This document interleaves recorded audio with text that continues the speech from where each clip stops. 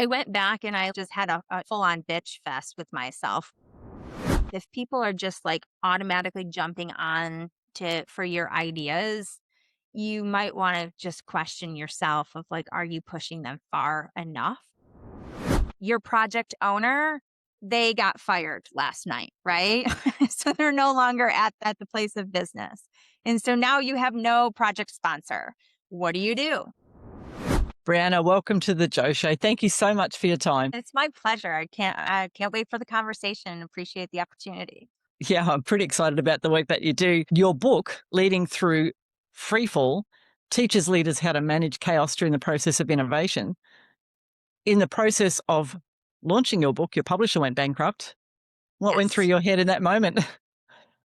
Oh my gosh. That moment was like such a, suck the wind out of my sails type of moment because literally the same week that that happened is when I had finished all the first conversations to do the first draft of the book. So the entire first draft of the book was spoken first and then basically took transcripts and put it into, a flow basically to start working on the editing of the book.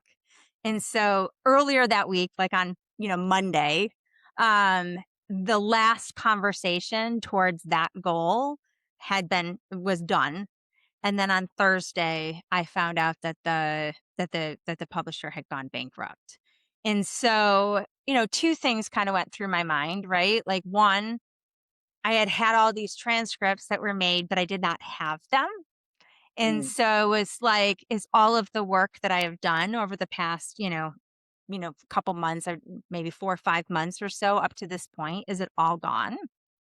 Um, and how do I retrieve that? And then, certainly I don't have anything that looks like a true book yet. So like, how do I move it from here to there? Right. So it was a moment of a lot of like uncertainty and ambiguity and indecision and ultimately kind of sat in that space for a couple months because then they did finally communicate like a couple weeks into it or maybe like a couple days to a week later of like what was happening. And it was basically like, so we're going to be bought, but we don't know, will the new publisher honor anything or will they not? And so it was, really just sort of being stuck in limbo for months until finally, like in mid July, it was clear that they were not going to honor those contracts. And Mm. so then I was kind of left and I was just like, what do I do? But it was also a time of just saying, okay, I'm going to move forward regardless. And so it was a little bit of a faith walk, right? Of just being like, okay, I'm going to start moving forward. And I ended up hiring the woman who was my book coach through the original publisher, independently. We kept working on the book while I sought out another publisher. Finally found a new publisher, Page Two, and they've been fantastic to work with. So net being on the other side of it, it all worked out, but it was definitely a free fall moment in the middle of it. I reckon most people would have given up, and the fact that you kept going and just figured it out was excellent. So mm, it's not self-publishing then, so you have a publisher Mm. in Yeah, page two. Do Page you Two. do much of the marketing yourself, or are they looking after it all for you, or is it a bit of a hybrid setup? How does that work? The majority of the marketing is happening on my side. There's a few things that they supported like straight out the gate in terms of like, helping to get third party reviews of the book. And then they helped to broker some connections with like media outlets in support of that. So that was, hugely successful.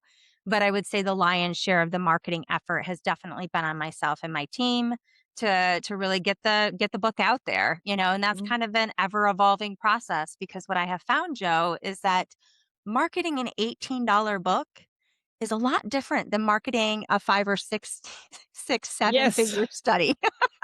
Yes, that is a huge thing. And I do want to just stop on that for a moment, because when people don't realize what it costs to run paid campaigns, you have to factor in the cost of your ad budget. What does it cost you in dollars and cents to acquire that purchase? And so if it's going to cost you $20 to acquire a purchase for an $18 book, you have a problem. Exactly. Exactly. No, it's required a ton of like trial and error of like how do you actually just go and do that? And a lot of like real like visibility, because I mean, in my consulting practice, I mean, yeah, we're talking about, five, six, seven figures for each project that gets sold. It is not a high volume type Mm, of thing. You might have like 30, 40 projects over the course of a year, and that's like a mm, really good year, right? mm, mm. and but you know, 30, 40, $18 books isn't yielding much, right? So like it's a complete you need a volume play from that. Now, of course, I didn't necessarily, create the book for the numbers of copies sold of the book. I Mhm. created the book to really be a tool for people, but also, I mean, it's a lead gen for my business, as Exactly. well, Yes. right? So like the value of the book is going to be more in the consulting that comes or the speaking that comes from the book, less Yes. about the book itself. But that said, marketing a book is a whole other skill set that I'm learning real time with some Yes. trial, some error. Some things are being successful, some things are being not successful, but we just kind of keep moving forward and learning and editing and changing as we go. That's right. And treating it as this first step in a funnel is what many people do. As you say, lead generation, and the order value is on the back end, not on the book itself. LinkedIn for sure Mhm. is the platform that's working the best for us. Yeah. I've always been pretty visible on LinkedIn, and definitely in the last like couple years. Well, I mean, I shared the entire process of writing the book with my community as they went along, Mhm. which was a big piece of thing of kind of having this group of people who had been supporters, Yes. and then really, connecting with those people who have shared about that book, right? Yes. And starting that has probably been the most effective.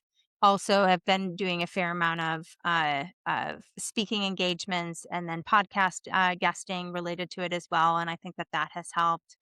And then just being silly, like we did like this like this holiday jingle, over the break, or, like, leading up to the holidays, because we had, like, a holiday gift box associated with it where came with an autographed copy of the book, and then there's gonna be a 90-minute workshop for people to kinda go deeper into some of the principles of the book in early Mm. February. So it was like Yes. a holiday, gift experience that people could give. And so we did a lot of fun content with that, but one of them is I as a hobby, I sing, and so we did like a, dashing through the store, gotta find the perfect gift, and like basically took the Well whole done. jingle bells and like changed the words to be a bit more, obviously appropriate to that gift box experience and stuff like that. Kind of it worked, it was fresh, it was different, and people were like, oh. Well, let me give that a little bit more. So I actually had really strong sales on the book in December. Well done. And it's just a perfect example of, leading into your strengths and your fun. And people love that. We want something that's unique and different. So that's brilliant. You've been recognized by Forbes as one of 5 essential reads for leaders driving change. How did that come about? Yeah, so that was one of the connections that came through the publisher. So they made recommendations of myself and a couple other books that were in their catalog, and then a few other books that were not part of their catalog got all written up, which was a really big deal, right? Like to be It called is. one of 5 books to elevate your leadership and drive change. It was like, well, that's amazing. That's fantastic. Thank you. It is. It's a big deal when that happens. I've had that happen with a client who was featured in Oprah's Best Gifts, and it worked out beautifully. We were able to then negotiate to use the logo in emails and on the website for a period, which is very helpful for Christmas sales at the time. For So sure. when you can Yeah. have that happen, it's fabulous. You've been running Silver Consulting for 20 years. So first up, Yes, 22. congratulations. So many businesses, not 20, yeah, don't even make it past 2 years. So that's a step in itself. Working with Fortune 1000 companies and city governments, is that correct? That's What correct. I mean, I would say the majority of our clients these days are in the Fortune 500, even Fortune Mhm. 50. But yes, well, couple decades, we have, you know, I guess made it further up in the fortune list, if you will. Up the food chain. What's working in your marketing right now to bring in these big clients? I don't imagine that you're cold calling city managers. Like, how are you making No, so a lot of our work, so we're really intentional about the whole life cycle associated with our business. So, it starts with some of the upfront stuff. So, like as I mentioned, really, intentional with, our marketing on LinkedIn, right? At least podcast guesting, like all these things that kind of like help to, potentially generate new connections, but the types of services that we are offering, we aren't necessarily like, even if somebody is our ideal client, they may only need us once every 5 years, right? Mm, So like you got to really nurture that connection. So that's the power of LinkedIn for mhm. us, is in the nurturing of those connections, where you don't have to be in dialogue all the time, but they kind of get a sense of what you do, how you're supporting other people.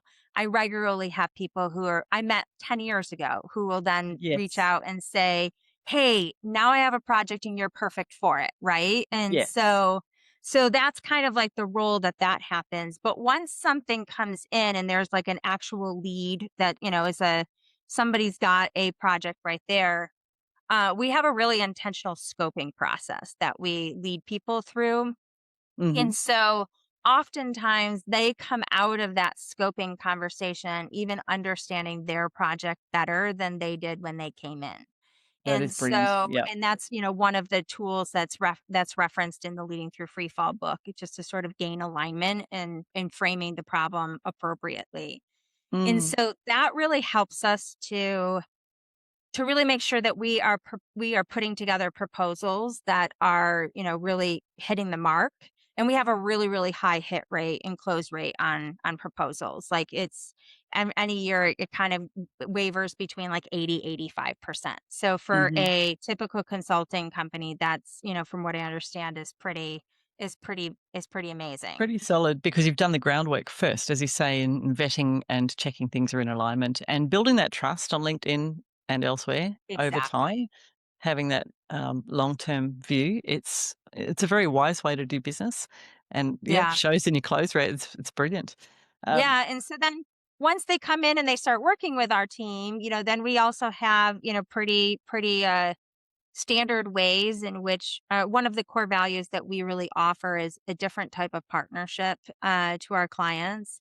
And that's hard to communicate up front, but once they experience it, they're like, "Oh my goodness, like this Yeah. is like really truly different." And so in the process of working with our team, there's specific things that really kind of underscore that. And collaboration is at the core and co-creation is at the core of that.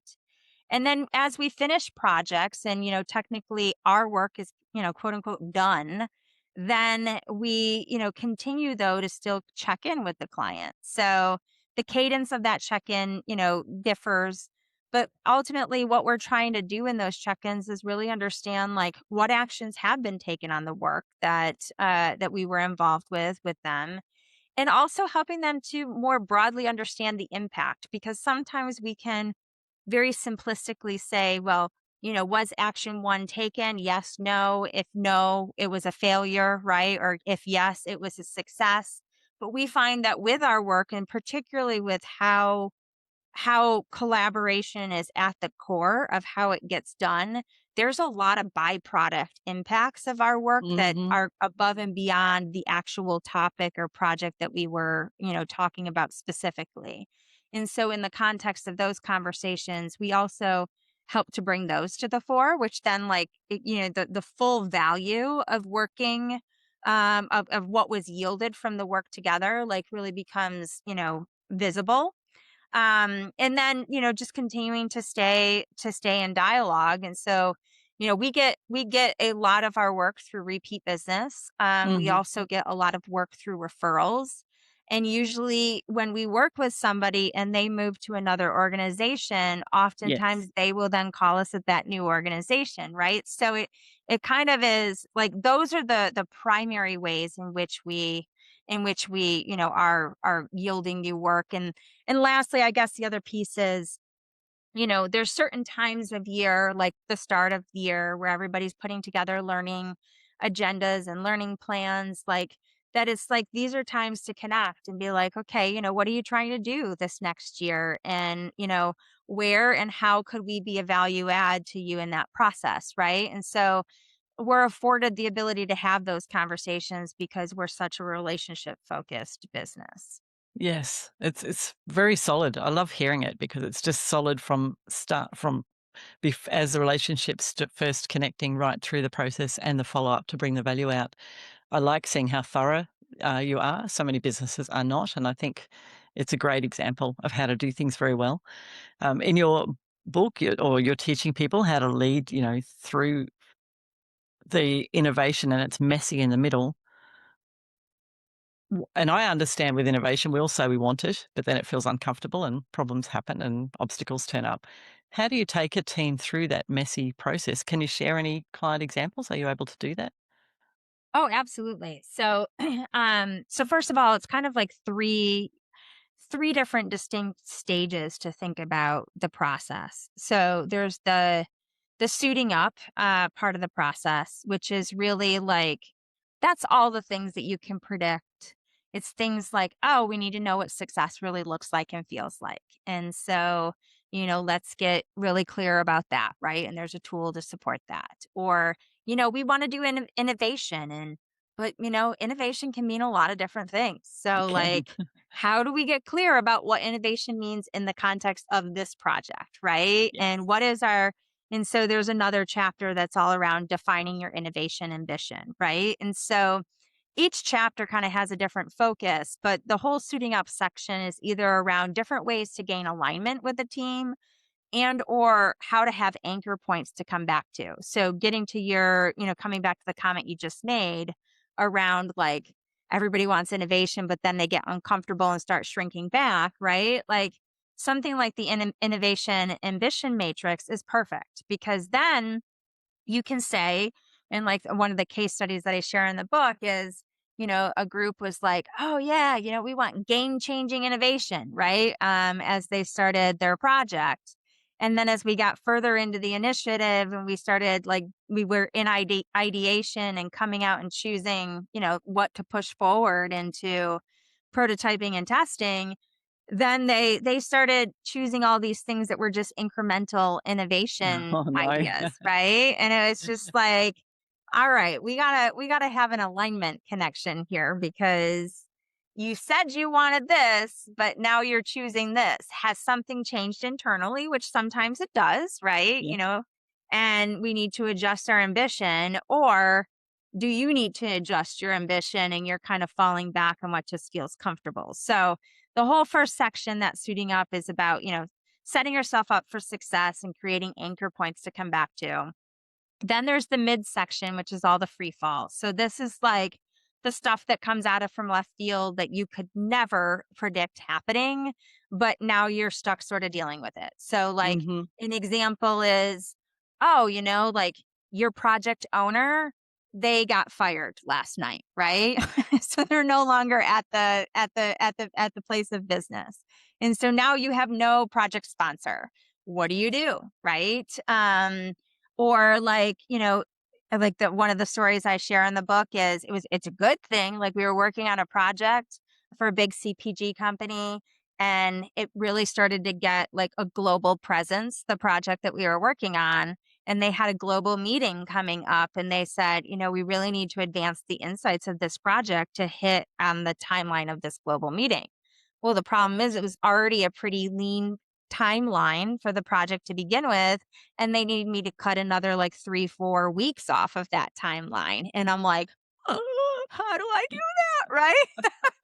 And so, it kind of gives strategies for how to deal with these sticky situations that you might find yourself in and how to like basically take a pause and a breath and kind of look at it from a zoomed out perspective versus sort of like a chaotic, like, I don't know what to do type of perspective in it. Right. So that's the free fall. And then the last section of the book and just sort of the framework of leading through free fall is called the safe landing. And so this is like now that you have recommendations, you have ideas, you have next steps defined, how do you actually start to action those in a way that start to fit into the framework of the broader organization? Because in most cases, people are not waiting with bated breath for whatever comes out of an innovation program, right? Like they might be on board with it, but they also have, from an implementation team perspective, a 3-year roadmap that's already been, secured and approved by a board that they're moving forward with. And it's like, how do I fit new into the old? And so there's different strategies that are shared in that section of the book of how do you really support like that prioritization, to really make sure that you can get traction. So one chapter is about prioritization, another is about like how to gain traction and figuring out where do you put efforts and resources first, second, third, etc. And then the third is really around also just the nature of like, you need to surrender because, there's sometimes like as an innovation change maker, we are seed planters and sometimes those seeds germinate quicker than others. And you need to kind of like, just sometimes if you try to force it, you actually make it worse than just allowing space and time to do its work. I'm sure you hit a nerve with people often when you use the word surrender and tell them that they just need to let the seed. Oh, that's it's a good one.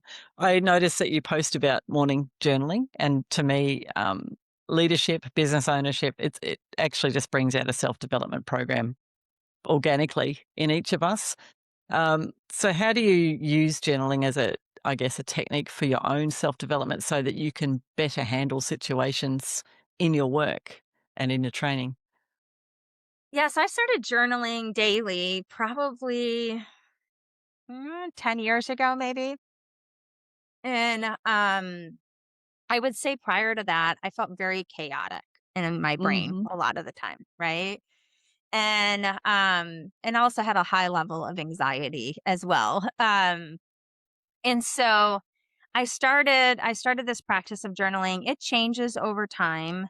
But it kind of has like a couple core pieces to it. So the first is, so I am a Christ believer, and that's a big piece of the journaling for me. It's the way in which I communicate and am in connection with God. And so it usually starts with giving thanks and sort of like just pouring out whatever's on my soul at that day, right? As I wake up. And then it usually transitions into praying for specific people or situations that are also on my mind. Mm. Um, Usually every day I am reading some type of nonfiction book as well as scripture. And so I will read like a couple pages of whatever nonfiction book it is, whatever's, catching my fancy for that period of time. And I'll read a couple pages to a chapter of that. And I will pick out whatever stands out for me for that day, of Mm. like, I'll highlight things as I read it and then I'll look back at the highlighted passages. And whatever just sort of stands out to me, I just take as sort of like the hit from reading from that day. And then I Yeah, do the same thing for scripture. So, yeah. whatever I'm reading from, usually I'm doing some type of plan of some sort, and I will just like highlight a verse that just, sort of stands out for me from that reading for the day. And then the other thing I do is I journal on the connection of those two pieces. And Very good. specifically, how is what I'm picking up from that reading and how I'm picking up from that scripture verse, like what is that meant? Like, what am I being guided to do daily in terms of a next step action? And so, I take that, I put that wisdom into a notes app on my phone. And then I come back to it at the end of the day or the next day to say, you know, now that I see it and I've now experienced the day, what was that really showing me? Because a lot of times it's not Mhm. concrete, like call Joe, You don't just write it down and run it's away, like, yeah. being something super abstract that you're like, I don't even know what that means. And then as you go through your day, then you're like, oh, that's what that means. Okay, I got it. Right. So, and then I end that and this all takes me about an hour every day, by the way. So then I end that time period where every year I have explicit goals, and I will then order my to-do list based on that. So I'll be like, okay, in service of X goal, what are Mm, the key actions that I'm meant to do today? And mhm. then, whatever comes out through that auto writing. And then the next, in service of goal two, what am I meant to do? And then the last step that I do is I go look at all of those things, and then I highlight the item that really stands out to me as sort of the non-negotiable for the day associated with each of those goals. And then I just have a miscellaneous category too. And so I started that because I'm a person who I have a hard time being in the present, right? I'm always thinking about either the future or, the past, right? And so it's like it helps me to stay present of like you are making traction on your goals, and you're making traction on your goals in an even way, even though you can't do everything today, Yes. right? Yes. Like, and so that kind of like is just another way to sort of like center and ground me in the process. So that's more or less what my process is today. Like I said, it changes a bit over time, as I grow. But that is what is keeping me centered today. I think it's a great illustration for anybody managing pesky anxiety. We know that when you're feeling anxious, if you can make a plan, it's just calming. You go, okay, I know what I'm dealing with now. And so what you're doing essentially is making a little plan for each day, saying, this is my 100%. focus, and I've got the authority of the scripture that I'm reading, and I've got what I'm learning from the book. As you say, that takes your fancy. I can imagine, like me, you've probably got a stack of books on you. Oh, I have so many. Different Yes. subjects, but anyway, but it does coalesce into a plan, if you like, and therefore you've got a plan and it's calm, and as you say, it helps you be more present and do the thing now. So it's really good. But what I like too is that you go back and review it, because that is where, like you review with clients, drawing out the Yeah, value, that's where you exactly. get those insights. So that's a really good layer. With your team, when I look at, your team profiles, they all look very accomplished, and it looks like you've built a really good team. I have. You've got a team that is working with companies who are all dealing with their messy middle, because that's what you do with the innovation. How do you build a culture for your team where they are thriving even when it's a messy middle, maybe internally in your own business, while you've also got stuff going on with clients? How do you manage that? Yeah, so this has been a bit of a journey for me. Like, going back to, probably about the time period that I started journaling, like Mhm. I didn't have the best culture on my team back then, right? And I think back to who I was at that moment in time, and I think a lot of leaders find themselves in this space where it's like you're not confident in yourself as a leader, you're not centered for yourself as a leader, and so when that is the case, you're not centered for the people that you're showing up to lead as well. Mhm. Mhm. And so, you know, I kind of like hit a real rock bottom in my team perspective. And partially it was like just the nature of, kind of around that time. I mean, now I guess maybe it's a lot longer than 10 years, but because my daughter's 14, because I think like when I became a mom, like things shifted, right? So like There's some I had a adjusting. toddler at home. I was running a business, I had a team, like, I was really expending a lot of energy, and I just didn't feel like I had the right support. And, yeah, maybe I had the right people on the team, maybe I didn't have the right people on the team at that moment in time, but I also don't think I was showing up to lead those people on the team the Mm. way that I could have or should have, and how I have learned to, right? So, when I hit that moment of rock bottom, it was like, what do I really, really want us to stand for? And so, like, I went back and I just had a full on bitch fest with myself, right? Of like, these are all the things that I hate. And then I started to look at each one individually and say, so what would be the reverse of that? Like what Oh, would well done. what would I really want if this is what I hate, what do I really want, right? And then what does it look like to really operationalize that too? So, And so then, like, when I did that, ultimately it came down to that I wanted our culture to really stand for three things. And so I wanted to have a lot of personal responsibility. Like, if somebody screwed up, I wanted them to just say, I screwed up and this is why, right? Or if they said, I'll do that, that they would do that. And I didn't have to follow up and have an open loop to be like, did you do that? Mm. Right? Like, Mhm. and so, the personal responsibility was one of them. Shared appreciation was another. Like, I didn't like want it to be where people were nitpicking each other or being like focusing on the weaknesses, but I really wanted people to be focused on the strengths that each person had. Right. And in the contributions and how everybody was moving the needle. We all have strengths and weaknesses. It's how we are as humans, right? And so you get to choose where do you focus.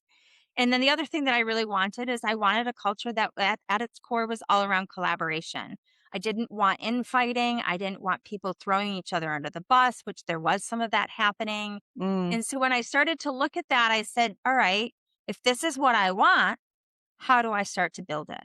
And so, like, Yeah. I created little experiments. And the very first one, I mean, it's so simple, so simple.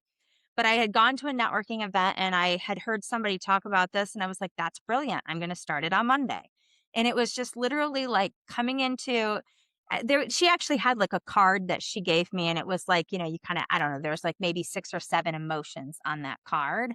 And you would just start the our Monday morning meeting, which is when we use it, and just say what feeling, what feeling best represents how you feel coming into the week and why, right? And it was things like I feel tender, I feel excited, I feel happy, like and so it started out initially as that, where it was all around like how do we get to know each other as people instead of just like as people who work together, right? And Yes. so people then started to share things like, well, I feel a little tender coming in on Monday morning because, like this happened to my best friend over the weekend. Or, Mm. I'm feeling really excited because, my family went to this concert and we had a blast over the weekend, right? And so you started to hear these little tidbits about who people were outside of work and just, a little bit more about their hobbies, etc. And it started to change our culture like literally like overnight, it felt like. It And happens so fast. it I'm not happens hearing this. fast. It And does so, happen like, fast. that just became like a common thing. We don't use the card anymore. Now it Yeah. becomes more of just like, okay, what's your highlight that you want to share from the weekend type of thing, Yes. right? But and it does take a significant amount of time. It takes 30 minutes every Monday Yes. morning to go around and hear about everybody's weekend. Yes. However, it is a game changer to the connectedness of our culture. And Mhm. so we just kept taking on little experiments and we'd say, okay, what is this experiment meant to do? Is it meant to fuel collaboration? Is it meant to fuel, shared appreciation or personal responsibility? And then we would try it and we'd assess like, does it work? Does it not? So, my advice to everybody is like, if you don't like where you are, first you got to define where you want to go. But then, second of all, you got to be willing to take these little experiments. And it doesn't have to be an all or nothing type of thing. Some things are going to work, some things are not going to work. Some things are going to work for a period of time and then they kind of die out.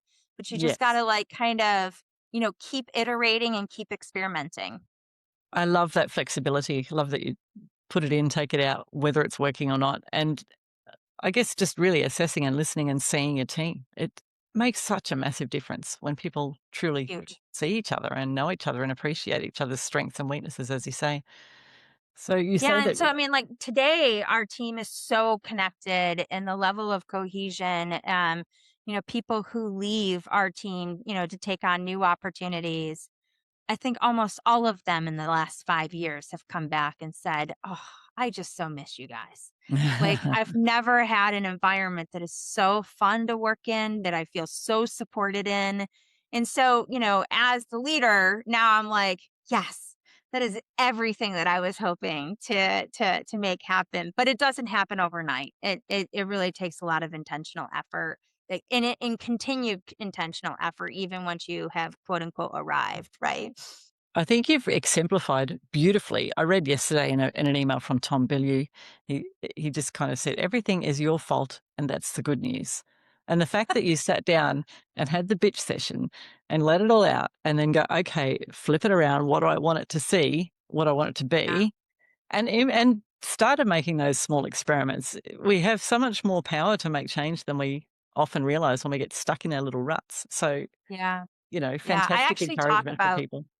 I actually talk about this entire process in the book and have all of the scripts and basically the reflection questions that I used and all that type of stuff because I think the reality is it's a huge problem.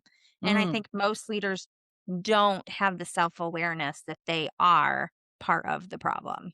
Well, just think of the whole trend of quiet quitting that we keep reading about in the news. Yes. How devastating for people to spend so much of their lives in an environment that is just where they're just feeling dead inside. And yet, if the leadership can actually take your advice, read your book, we better link it in the comments, things would be very, very different. You talk about resistance in innovation and you say that it's actually a gift. I think the same's true in business. When there's resistance, it gives us information. So, for somebody watching this who might be facing massive resistance in their business right now, or their team, or a project, how do you help them reframe that so that they can keep going? Yes, I mean every form of resistance that you receive is just a signal telling you a next action that you need to take. And so Hmm. this can take a lot of different shapes. Like one of the, I'll talk about one just in terms of change, but then, one just more in terms of business. So, like, anytime, I guess one of the key insights that I had as I was writing the book is that when people are going through any type of change, it really takes on a similar curve to a grief curve. And so the very first step on that is resistance or denial and then anger and then bargaining, depression before they finally get to this point of acceptance, right? So now how fast people travel that grief curve is going to change depending upon who they are as people and how comfortable or not they are with ambiguity and uncertainty.